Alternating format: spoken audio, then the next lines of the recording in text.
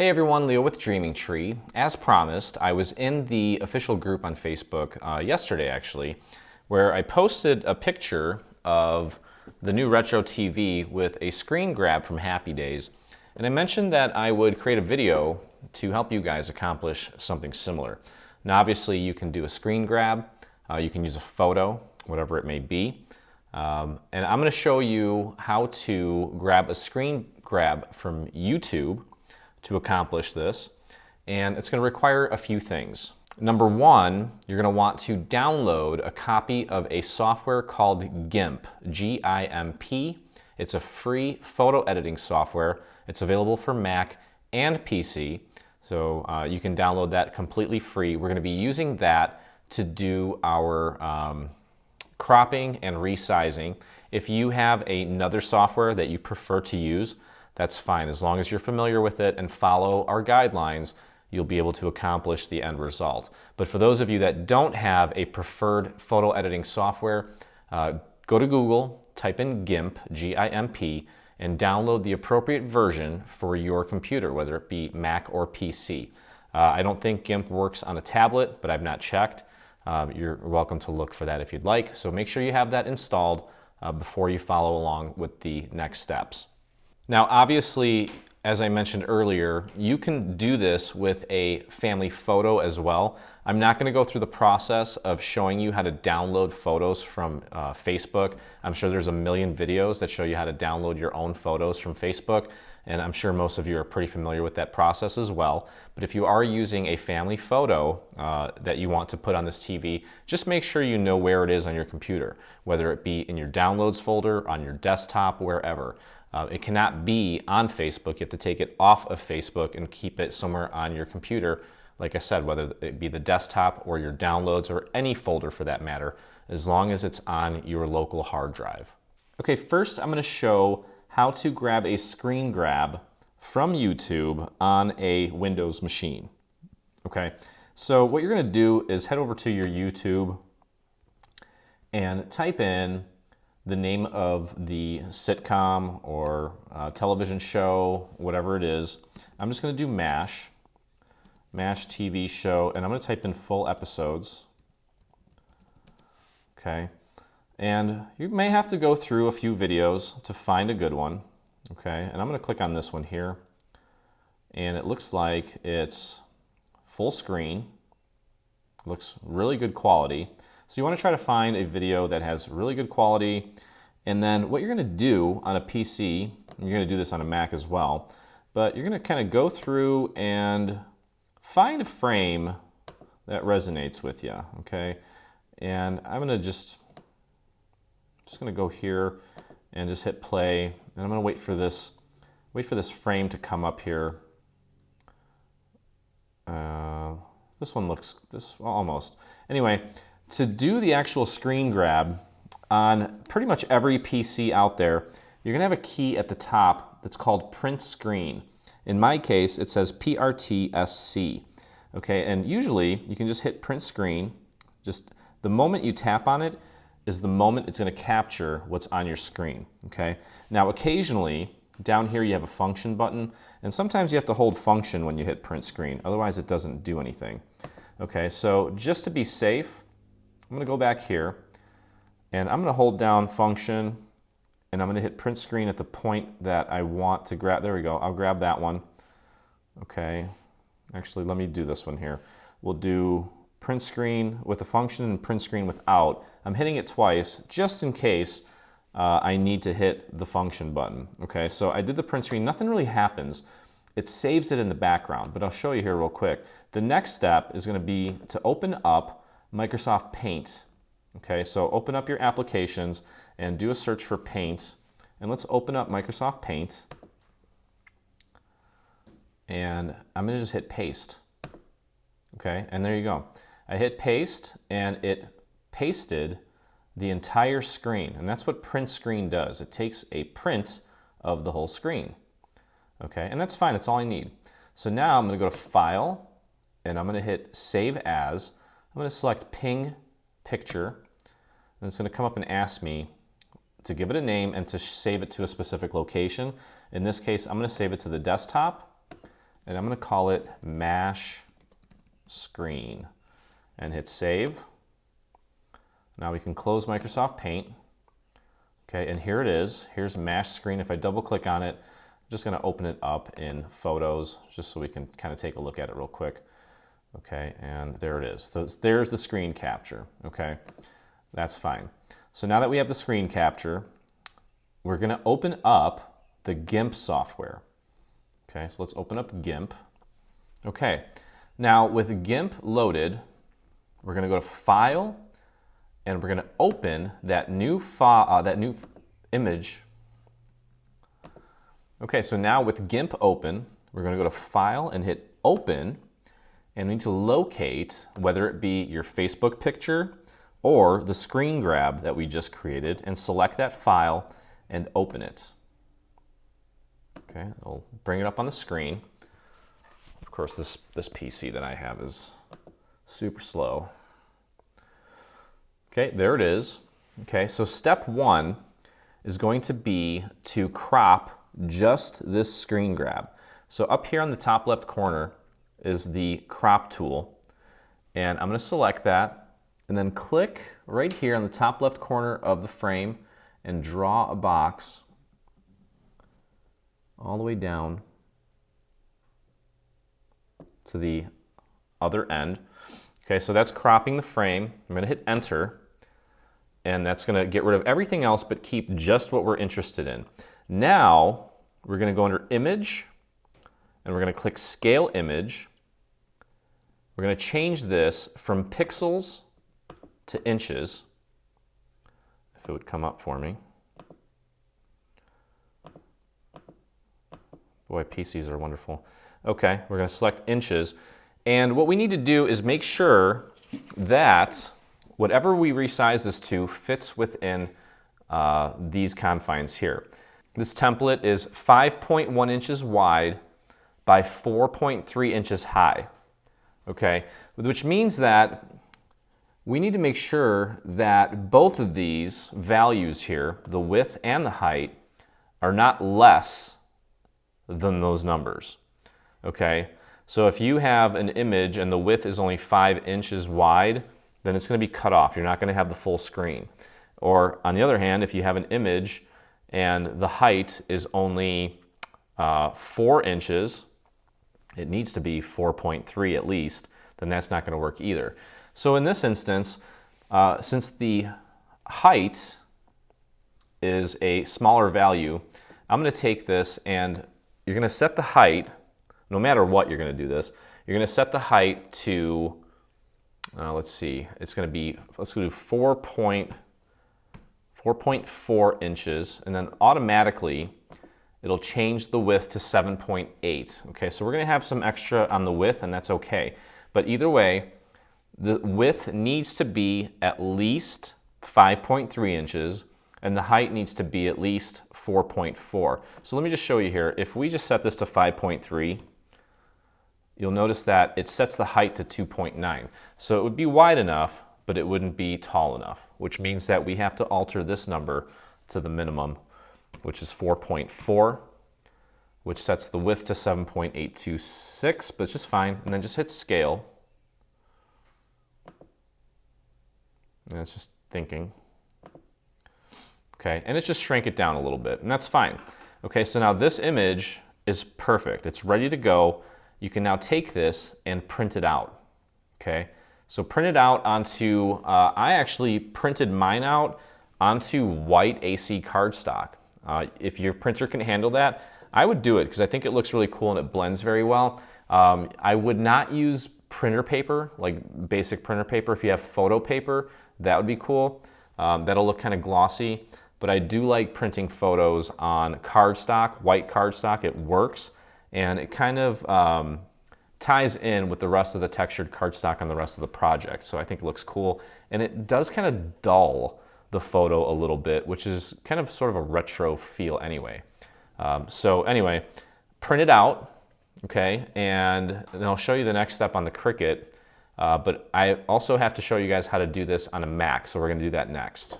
Okay, so for those of you using a Mac, the first thing you're going to want to do is on your desktop, make sure that you have Finder on the top left corner. You're going to go under Go, and you're going to click on Utilities. And under Utilities, find the app called Screenshot.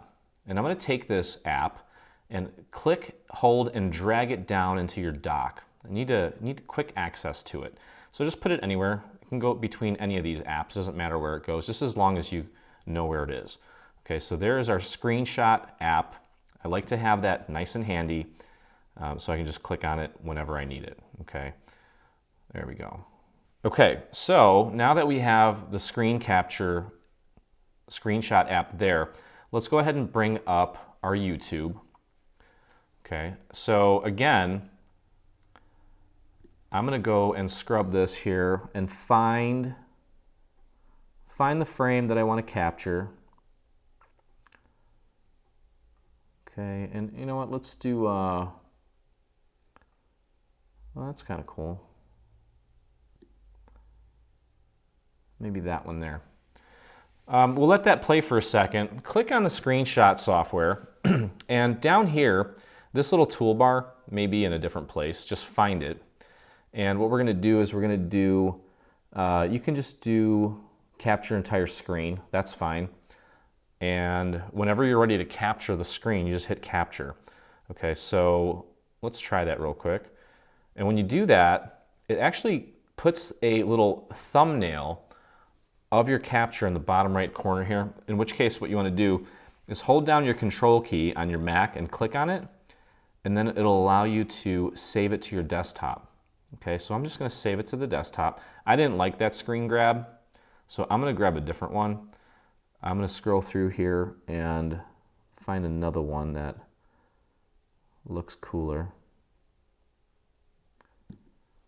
This looks kind of cool. Now, I never really watched a lot of MASH, but I know who the main characters are usually. So I'm going to skip back a little bit here to let this run. I'm going to click on Screenshot. And again, I want to make sure that I have Capture Entire Screen selected. I'm going to hit Capture right now because I know the main characters in the frame here. So down here in the bottom right corner where that little thumbnail is, hold down Control and click on that little thumbnail and save it to your desktop. Okay. There we go. I can minimize this, and you'll notice here on the desktop, I have my little screen grabs. So let's open one of them up and let's see what it looks like. There it is.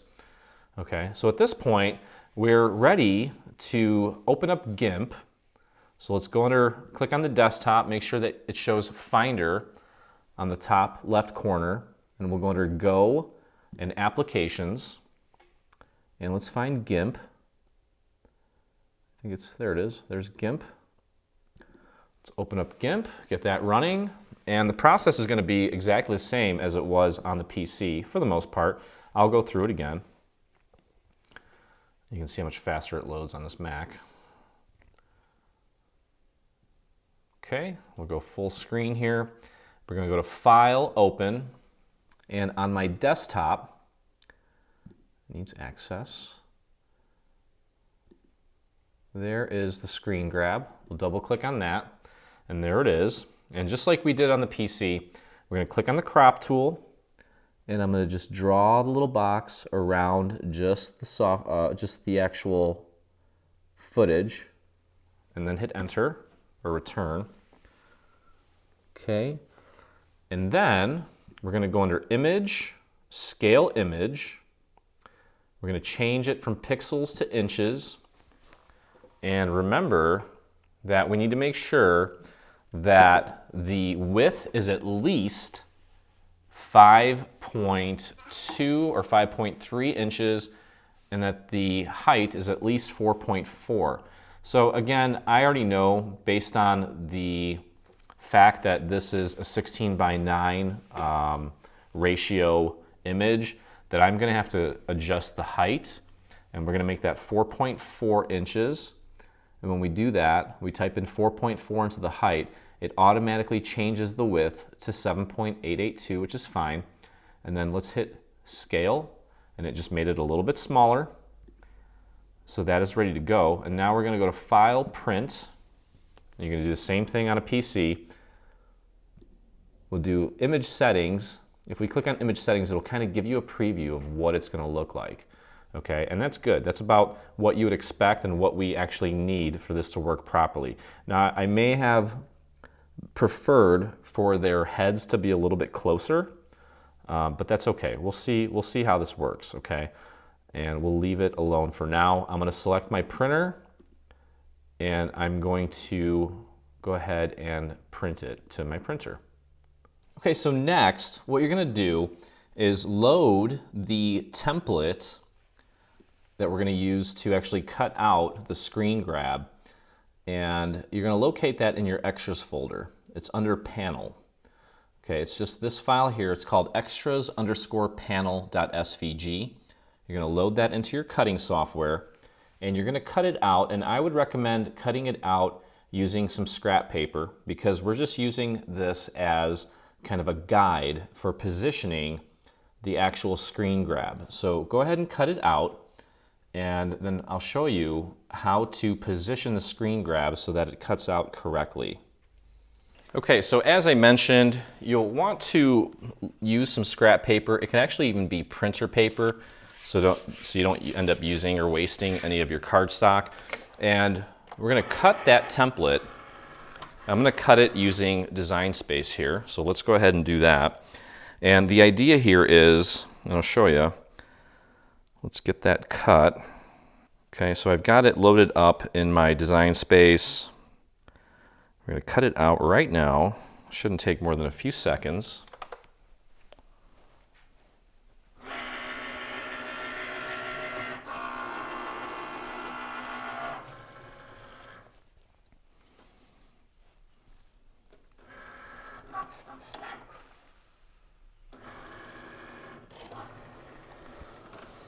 Okay, so it's cutting out the template, almost done. And what we're going to do is unload it. It doesn't matter if you're using a scan and cut, a silhouette, Cricut, really doesn't matter.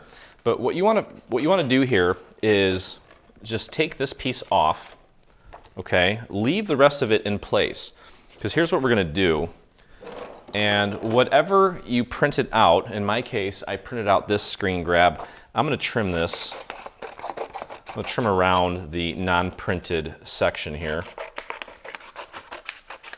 Okay, it doesn't have to be perfect, just rough.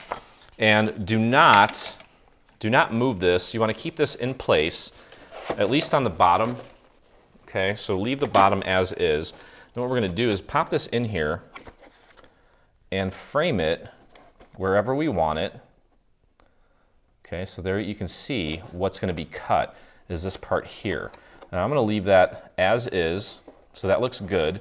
Now once I have it in place, now I have it exactly where I want it, and it's stuck to the mat, which means I can now remove this. Do not move this at all, and you also want to make sure you do not move the piece in your cutting software either. You want it to cut in the exact same spot. I'm just going to trim off this little edge here, okay, so that it feeds into the machine. And then we're going to recut that template one more time.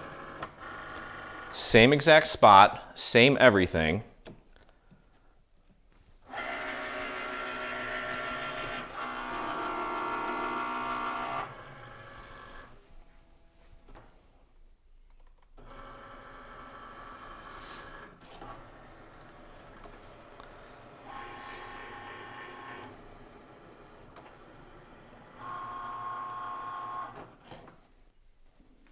Okay, so it's done cutting. I can unload it, and now we'll peel this off, and you have the perfect sized screen grab.